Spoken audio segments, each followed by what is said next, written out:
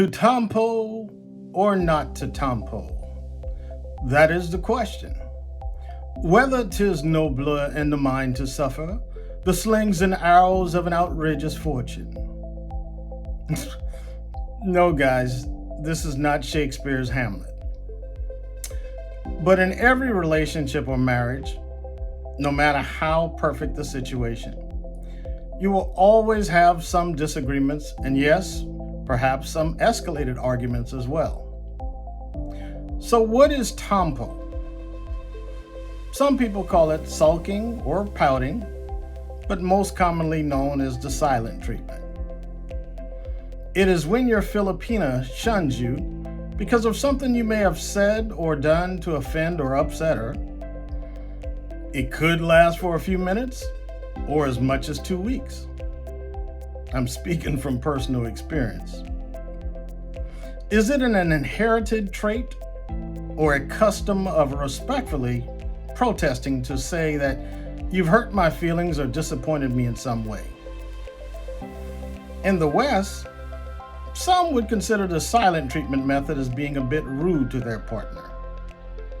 I have always believed in communication and talking things through to help resolve conflict. However, that method could sometimes escalate the problem by saying the wrong choice of words. I had to honestly ask myself, how has that worked for me in my past relationships?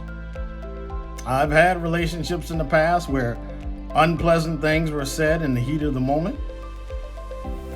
Perhaps this Tampo thing is their way of showing respect to their male counterparts by making it known that something is definitely wrong and needs to be fixed.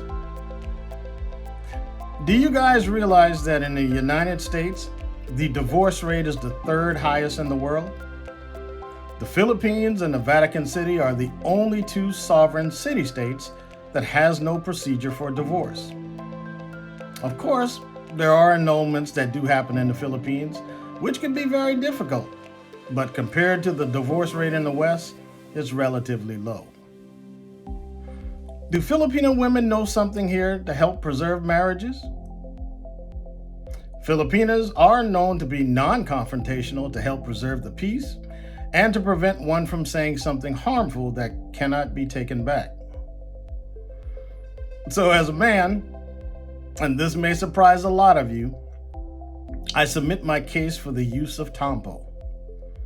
First, consider the alternative.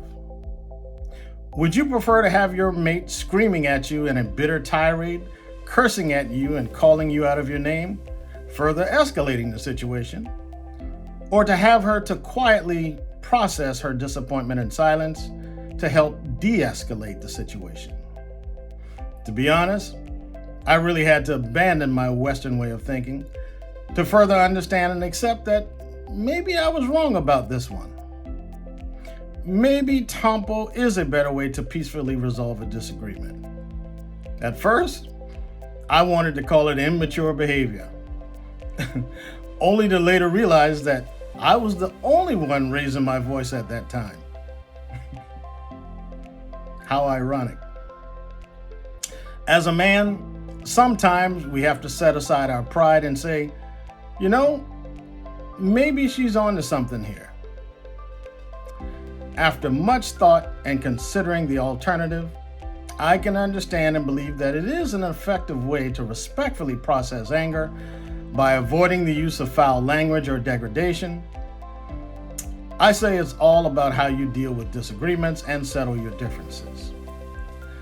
I urge you all to have frank conversations and an agreed understanding that this would be her method of processing her disappointment. Communication is still key to success. To Tampo or not to Tampo? That is the question.